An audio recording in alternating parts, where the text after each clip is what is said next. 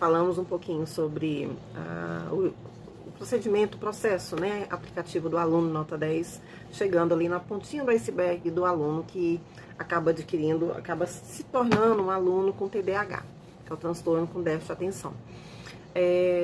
Quando o aluno chega nesse estágio do TDAH, além dele se cobrar, tem a cobrança dos pais também. E a escola já não tem aquela paciência para poder lidar, porque eles jogam isso para os pais.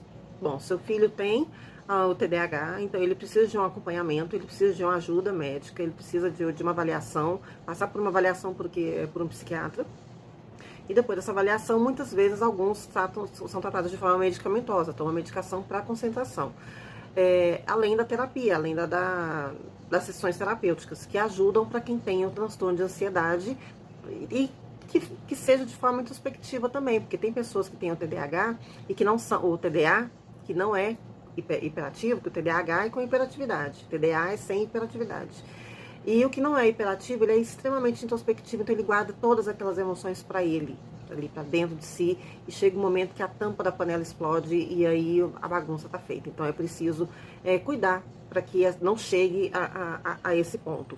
Isso, todo esse trâmite, ele mexe muito com o setor afetivo da pessoa, do aluno, do filho, né? Porque daí ele começa a passar por uma sessão de percepções imaginárias. Fulano não gosta de mim, eu não consigo me relacionar com ninguém, minha família está me cobrando porque eu sou, de repente, até se diminui, eu sou burro, eu sou burra, eu sou isso, eu sou aquilo. Então vai depreciando a personalidade. E isso não é legal, de jeito nenhum, de forma alguma. Precisa ser controlado. Então, para isso é preciso ter uma comunicação extremamente... uma comunicação com êxito. Precisa ter uma comunicação que ela seja eficaz. E essa comunicação eficaz, ela ajuda, ela colabora para uma melhoria. Então, eu já trabalhei com alunos numa cidade, no Mato Grosso do Sul, e de 80 alunos que tomavam Ritalina, né, medicação Ritalina para concentração, 42 eu consegui trabalhar de forma que a gente conseguisse estudar, retirando a Ritalina de forma bem devagar, mas eu não tomo a decisão de tirar a medicação. São os alunos que não querem mais tomar, são os pais que não querem que os filhos tomem mais. Então eu aplico ali o método que é o aprenda a aprender, onde o aluno ele realmente aprende, não esquece mais o conteúdo, e naquilo que ele não esquece mais, ele se vê na não necessidade de tomar a medicação. Né? E às vezes pode surgir um nervosismo na hora da prova. Isso pode acontecer, mas a pessoa tendo segurança de que ela tem o conhecimento, o índice dessa insegurança para fazer a prova vai ser muito menor, o que é extremamente satisfatório. Então a gente sai do patamar de insegurança e vem para o patamar do medo. E o medo a gente consegue controlar. A insegurança, quanto maior a insegurança, maior o medo, ele absorve. Insegurança é absorvida pelo medo. Se eu deixo de ser insegura, não, eu aprendi a resolver esse problema. Mas aí agora tem o medo na hora da prova. Eu digo isso por experiência própria. Eu não gosto de prova de jeito nenhum, eu não acho que prova avalia aluno. Mas tem casos que não tem jeito, tem que fazer a prova. Então, gera um nervosismo, gera ali um pânicozinho. Mas se ele começar a ler, geralmente quando eu trabalho com os alunos que estão fazendo prova, acompanhamento escolar, eu faço com eles ali um teste de prova, né? Eu dou um tempo, como se ele estivesse na escola, e preparo ele psicologicamente para ele gastar tanto tempo em suas questões. Então, ali é como se ele estivesse na escola. E isso funciona muito bem. Né? Então, eu estudo com eles, elaborando que eles têm que ficar de 3 a 5 minutos numa questão, no preparatório para o vestibular, no preparatório para o Enem. Olha o tanto que esse assunto é extenso, né? E aí a gente começa falando sobre o aluno nota 10 e a gente já cai numa situação de particularidades desse aluno nota 10, né? E então é muito importante a gente atentar, a gente perceber, e tem uma linguagem ética também, né? Por exemplo, numa sala de aula tem 40 alunos, e terceiro ano, desses 40 alunos, 15 decidiram que vão estudar medicina. Os demais não têm ideia do que vão fazer, né? Ficar fazendo aquela pressão, olha, você que não sabe o que tem que prestar para medicina, tem que estudar para medicina, porque medicina é o curso do momento, porque medicina é o curso que vai te fazer ganhar dinheiro, né, e tal. Então tem muitos professores que às vezes pulam essa etapa da ética. Então tem a ética moral e tem a ética emocional também, porque quem não sabe o que vai fazer, ele se sente menor ali naquele grupo de pessoas.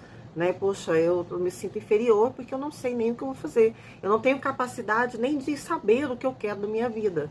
Sendo que uma pessoa de 16, 17 anos é muito jovem para saber se o curso que ele está estudando ali para o que ele está se preparando, é o ideal para a vida dele. Como eu falei, alguns começam, se frustram, vão para outra área, se frustram, de repente, numa terceira tentativa que eles vão se encontrar. Nisso ele vai ter 21, 22 anos. E sendo que se ele tivesse parado para poder estudar ou se dedicar a alguma outra atividade nesse meio termo, não teria perdido tanto tempo. Então, assim, eu nem gosto de falar que é perder tempo sobre quando tem uma frustração com algum curso, porque aquilo foi necessário. Foi necessário acontecer para que a pessoa pudesse se reencontrar, né? Então, eu prefiro pensar assim para não ficar tão pesaroso, né? Então, trabalhando as comunicações, as interpessoais, como a cognitiva, a afetiva, a comunicativa e a ética, já é um conjunto, já é um aglomerado que dá pra gente fazer um bolinho aí e poder conscientizar aos pais e à escola e aos alunos e aos filhos, né?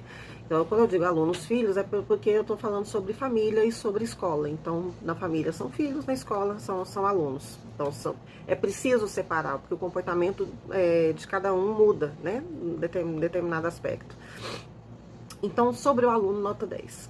Tome muito cuidado ao incentivar o seu filho a querer ser o aluno nota 10, porque isso pode causar um dano mental muito grande para ele. É imprescindível que vocês, pais, estejam alertas em relação a esse assunto, porque a cobrança entre os colegas também é muito grande. É um concorrendo com o outro, eu sou melhor do que você, eu sou inferior do que fulano, fulano é melhor do que eu preciso alcançar fulano. Então existe essa panelinha e isso é um problema muito grande. E isso é um problema, inclusive, para a questão social. Eles não conseguem se socializar, então fica aquele grupinho separado, aquele grupinho ali é o grupinho das pessoas que não estudam. E não é verdade. Não é verdade. É porque eles não estão no mesmo nível que esse grupinho de cá, né, resolveu assumir. Mas não quer dizer que eles não sejam boas pessoas. Muito pelo contrário. Eles podem ser pessoas maravilhosas, porém você tem que ter paciência para poder conhecer, para poder estar perto. Então é preciso motivação, é preciso paciência, é preciso comunicação. Eu acho que a comunicação é o fator principal que tem que ter numa situação como essa. Assim como todas as outras. Então, vamos falar um pouquinho mais ainda sobre essa questão do aluno nota 10, porque para mim é um assunto bem polêmico, né? Mas, próximo vídeo.